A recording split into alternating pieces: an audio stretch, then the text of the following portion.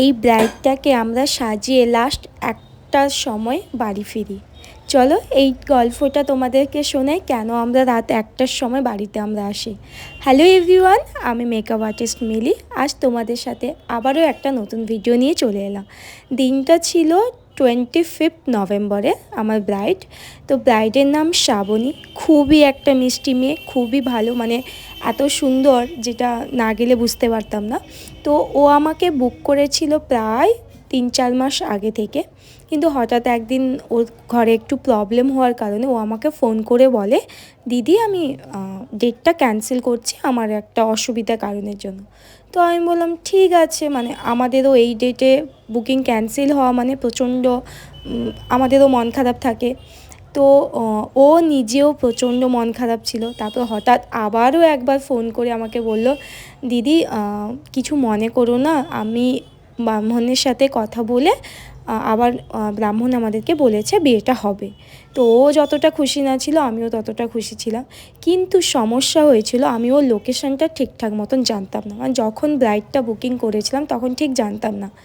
যখন গিয়ে পৌঁছে এতটা মারাত্মক রাস্তা, মানে দুবার আমার স্কুটি থেকে ট্রলি পড়েছে, 2-3 বার। আমার পেছনে যে আমার স্টুডেন্ট বসছিল ও 2বার পড়ে গেছে, এরকম ব্যাপারটা। তো লাস্ট পর্যন্ত আমরা অন্য জায়গায় গিয়ে পৌঁছে গেছিলাম, আবার সেখান থেকে ব্যাক করে রীতিমতো ওর লোকেশনে পৌঁছায়। এবং যখন পৌঁছায় আমাদেরকে খুবই ভালো ব্যবহার, মানে যেটা খুব কম পাওয়া যায়, বাট খুবই সুন্দর। এবং গিয়ে আমরা বসি, তারপরে ব্রাইড চলে আসে এবং ব্রাইডকে আমি প্রথমে জেনে নিই যে ব্রাইডের কী কী রিকোয়ারমেন্ট ছিল। তো ওর যেহেতু কপালটা ছোট ছিল, তো আমি ভেবেছিলাম কলকাটা একটু লাইট ওয়েট করবো আর হেয়ারস্টাইলটা একটু অন্যরকম করব। কিন্তু ও আমারই একটা প্রোফাইলের ছবি দেখিয়ে বলে ও ওই রকম লুক চায় আর কলকাটা ও হেভি চায়, কারণ ও একবারই বিয়ে করছে, ওর যেহেতু রিসেপশনে কোনো মেকআপ হবে না তাই। তো আমি ক্লায়েন্ট যেটা বলবে ওকে তো ওরই মতন সাজাতে হবে। তারপর ওকে সাজাতে শুরু করেছিলাম মেবি 7টার দিকে।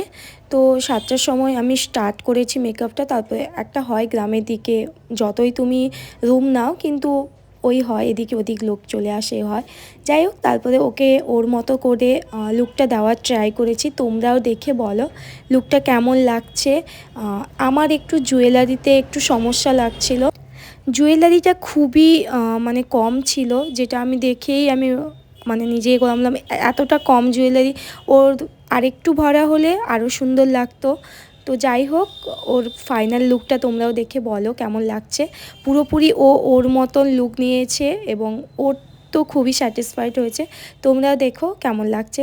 আফটার মেকআপ আমাদের প্রায় 9টা 9:30 হয়ে যায়। তারপরে আমাদের খাইয়ে ওরা পাঠায়, যখন দেখি 10টা ওভার 10:30 হয়ে গেছে, তখন একটু টেনশানে পড়ে যাই, কারণ দুজন মেয়ে ট্রলি জিনিসপত্র নিয়ে এই খারাপ রাস্তায় আমরা কীভাবে জার্নি করব।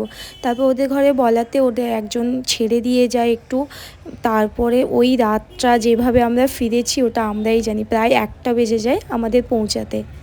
আর এটাই ছিল ওই দিনকার মানে ভয়ঙ্কর একটা গল্প। যাই হোক, আমার আপকামিং বুকিং চলছে, তোমরা যারা যারা বুক করতে চাইছো অবশ্যই বুক করো। আজকে যেন টাটা, বাই বাই।